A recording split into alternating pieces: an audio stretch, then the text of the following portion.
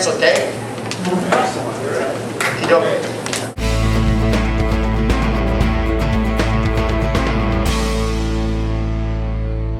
Can we get the free man up, please?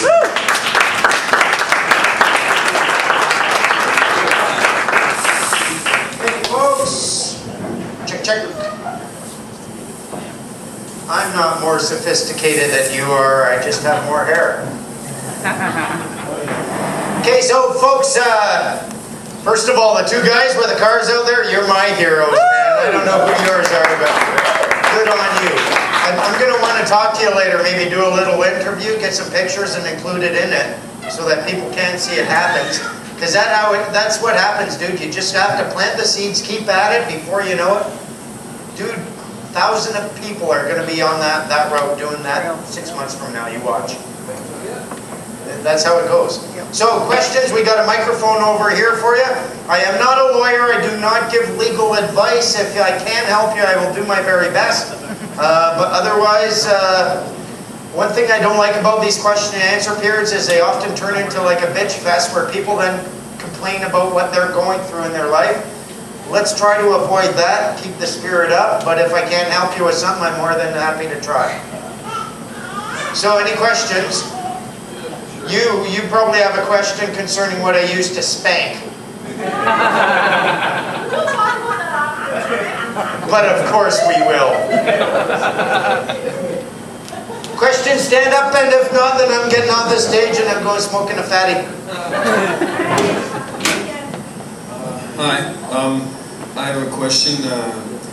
Do you perchance have a copy of one of your court transcripts that could be made available for study, like essentially like a play-by-play or like a fight highlight reel of in the letters to a free man, one of my biggest battles that I was in, that I was most, I want to say proud of, but I don't like the word pride, but one of the best wins I had was dealing with a young guy by the name of Miles, and I achieved one of the first diversions for a cocaine charge. Most of the fight wasn't in court. Most of what I do is outside of court to avoid court. Some of the transcripts where I have been in court, there was one, if you look up Rob Christie's one, where it took me about 9 months. We were in there going back and forth, and it's kind of funny. And when you get to the transcript where the judge is going, well, ... well, ... well, ... those ... that was about 2 minutes of him laughing uproariously. Because what we were doing, this one was kind of funny. There was all a big question about whether or not I could act as agent for Robert Christie. The other lawyer is there. He's just, it's not his case. He just wants to get the judge's ruling.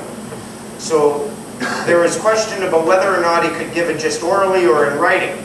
I didn't want to make claim either way, so it's kind of like surfing, eh? You just try to play with it and find your way.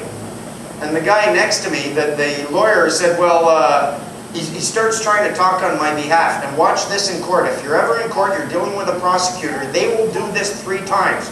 They will start talking to the judge like they are your friend, and they will say, Your Honor, what he's trying to say is, or Your Honor, what he means is, and they're trying to speak on your behalf. If they start doing that, the judge appears, from his perspective, he's talking for you because you can't do it for yourself. Shut him up 3 times. They'll try it 3 times. You got to recognize it, say, he doesn't speak for me. So when he started doing that, I said, no, I got to shut him up. He doesn't speak for me. And the judge, he was a JP, said, well, he's not speaking for you. He's just acting as agent for the city of Vancouver, and you're here acting as agent for Robert Christie. And right there was the order that we're looking to try to get. I said, thank you very much. I'll accept that as your ruling. I look forward to it in writing for that man's benefit. And I fucking smoked him. And he was laughing. So, yeah, I would look up that one. If you want some interesting court cases to review, Brian Lutz showed me how to act in court. It was unbelievable what this man would do. He was asked a question, and he would sit there like this for 4 minutes. And then he'd say, what was the definition of that word, and from where did you get the definition? And the prosecutor was just exploding. And he told the judge, he said, Your Honor, are you going to allow that to happen? And the judge said, you're the one who dragged him into this court. You're asking him questions, the answers to which could land him in jail. I think he's being very wise, taking his time in answering, and he can take all the time he wants. And just doing that, it took the prosecutor right off his game, eh? So look to that. Another guy, if you want to really study this stuff, Luc Denis is a guy, man, this guy can kick ass like you wouldn't believe, especially in a court situation. No fear whatsoever. He knows who he is, and he knows that they have no power over him. You'll find a lot of very interesting stuff there. How do you spell Denis? D-E-N-I-S. What was the first name again? Luc. For the first individual you're speaking of? Brian Lutz. Robert Christie, Brian Lutz, Luc Denis. Yeah, and the thing about the Lutz case, what ended up happening is they ruled that because Lutz had never associated himself with a social insurance number, they could not claim that he had an account with Canada Revenue Agency, and therefore he had no liability to them. And it all boiled down to whether or not he wanted to play tug of war with that number. And he said, no, I'm not that number, I have no account. And that's what I did. There was a guy by the name of Alan Tosher, and he was a Canada Revenue agent, and I went and I spoke with him acting as an agent for someone, and he was hungry for me. He knew who I was. And we're sitting there, he just wanted to get through this case. He's salivating, eh? Thinking, okay, well, let's talk about your account. And it boiled down to me telling him I don't have an account with you. He said, yes, you do. You have an account? I said, no, I don't. He said, yes, you do. I said, is there a social insurance number associated with that account? He said, yes, there is. I said, well, that settles it, because I don't have a social insurance number associated with me. He said, yes, you do. I said, who's going to decide that? He shut up. Who decides whether or not you're associated with a number, eh? How can you give anyone that power? This poor guy, I ended up calling him on it, and I wasn't too kind with him. I wrote him a letter within which I was telling him that trying to come after me, he might as well commit suicide. And this guy, he was like 300 pounds, couldn't make it up the stairs, he was limping. And this is what a lot of the people in CRA look like, eh? It wasn't very nice because he was seen at a Paradigm Group and at an Irene Gravenhurst thing, and he did do his due diligence. Pretty sure he realized he had been on the wrong side for a very long time, and the poor guy suicided. Yeah, so we've got to watch our words, eh? The people we're dealing with, even the lawyers, even the judges, even the cops, man, they're people. I learned a lesson there.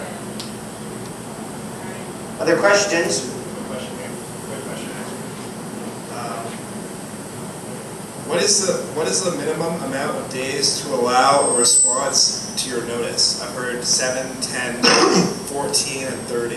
The lowest is 3 days. If you're dealing with your neighbor, the bare minimum is 3 days, and I believe it kind of speaks to, there's Christian overtones to it about Christ redeeming us and whatnot, but we always have 3 days under law, whether it's dealing with a contract, a transition, or a transaction of a security interest. So your bare minimum is 3 days. But if you take that and you put it in the mail, they're not getting it on the first day. So that first day, then I would say, becomes 1 week for them to get it.